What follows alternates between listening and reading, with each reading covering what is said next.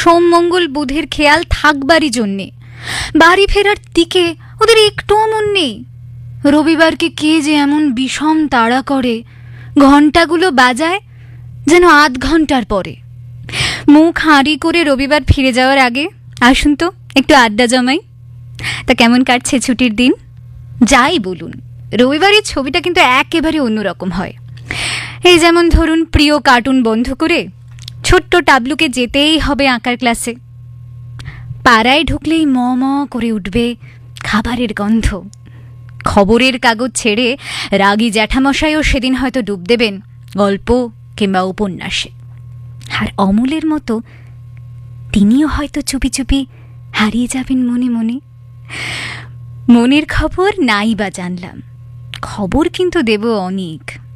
এই আড্ডায় সঙ্গ দেব তৃষিতা মুখোপাধ্যায়। রবিবারের কথা বলছিলাম না, জানেন কবে থেকে রবিবার ছুটির দিন হলো? যে সময়ের কথা বলছি ভারত তখনও পরাধীন। প্রথম দিকে ব্রিটিশ ভারতের কারখানায় শ্রমিকদের 7 দিনই কাজ করতে হতো, ছুটি মিলত না। সেখানে প্রতি রবিবার ব্রিটিশ অফিসাররা গির্জায় প্রার্থনা করতে যেতেন, অর্থাৎ ছুটি পেতেন। কিন্তু ভারতীয় শ্রমিকদের জন্য এমন কোনো নিয়ম ছিল না। সে সময় শ্রমিকদের এক নেতা ছিলেন মহারাষ্ট্রের শ্রী নারায়ণ মেঘাজি লোখান্ডে। তিনি ব্রিটিশ আধিকারিকদের কাছ থেকে দাবি করেন দেশ ও দশের সেবার জন্য শ্রমিকদের সপ্তাহে একদিন ছুটি প্রয়োজন। লোখান্ডে ও শ্রমিকদের দাবির কাছে হার মানে ব্রিটিশ সরকার।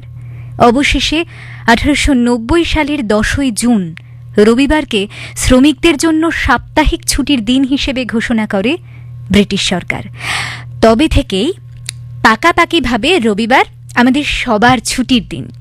আর এই ছুটির দিনে আরও 5টা কাজের মধ্যে কিন্তু একটু সময় বার করে আকাশের দিকে তাকিয়ে দেখতে হয়, শুনতে হয় নিজের মনে জমানো কত কত কথা। গলা ছেড়ে গাইতে হয় গান, আনন্দ করে বাঁচতে হয়।